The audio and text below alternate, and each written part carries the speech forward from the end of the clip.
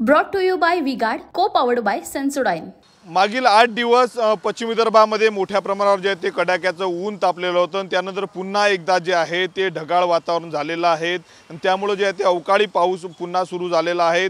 अमरावतीमध्ये जे आपण पाहिलं तर काही वेळापूर्वी जो आहे तो अवकाळी पाऊस कोसळलेला आहे। सोबतच अमरावतीपासून 30-35 किलोमीटर अंतरावर असलेल्या चांदूर रेल्वे तालुक्यातील एरड गाव परिसरात देखील अवकाळी पाऊस सकाळी आला, वादळी वारा आला आणि या वादळी वाऱ्यामुळे जर आपण पाहिलं तर एरड गाव परिसरामध्ये जे आहे ते मोठ्या प्रमाणावर शेतीचं नुकसान झालेलं आहे। अनेक घरावरले जे आहे ते छप्पर उडालेले आणि सोबतच दुसरीकडे रब्बी हंगामातील जर आपण पाहिलं तर काढणीला आलेल्या कांद्याचं नुकसान जे आहे ते या संपूर्ण पावसामुळे झालेलं आहे। पुढील 2 ते 3 दिवस जे आहे ते हवामान विभागाने पुन्हा अवकाळी पावसाचा अंदाज वर्तवला। आपण बघू शकतो काही वेळापूर्वी अमरावतीमध्ये देखील अवकाळी पावसाच्या ज्या त्या सरी कोसळलेल्या आहेत। त्यामुळे अवकाळी पावसाचा फटका जर आपण पाहिलं तर शेतकऱ्यांना बसताना दिसतो। एकीकडे वातावरणात जरी गारवा आला असला तरी मात्र शेतकऱ्यांसाठी जो आहे तो हा अवकाळी पाऊस जो आहे तो धोक्याचा ठरत आहे। मागेच 8 ते 10 दिवसांपूर्वी ज्या पद्धतीने अवकाळी पाऊस आला होता या अवकाळी पावसाने पश्चिम विदर्भात अनेक मोठ्या प्रमाणावर जे ते नुकसान झालेलं आहे।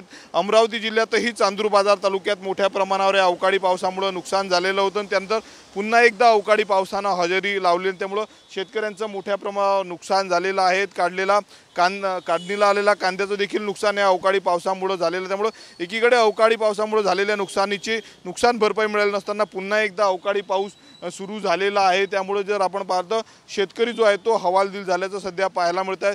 सकाळीच अमरावती शहरामध्ये जे आहे ते अवकाळी पावसाने हजेरी लावलेली आहे आणि त्यामुळे जे आहे ते मोठ्या प्रमाणावर शेतकऱ्यांचं ग्रामीण भागामध्ये सध्या नुकसान झाल्याचं पाहायला मिळत आहे। कॅमेरामन अनिकेत दहातोंडे सह मी Swapnil Umap, TV9 Marathi, Amravati. Brought to you by V-Guard, co-powered by Sensodyne.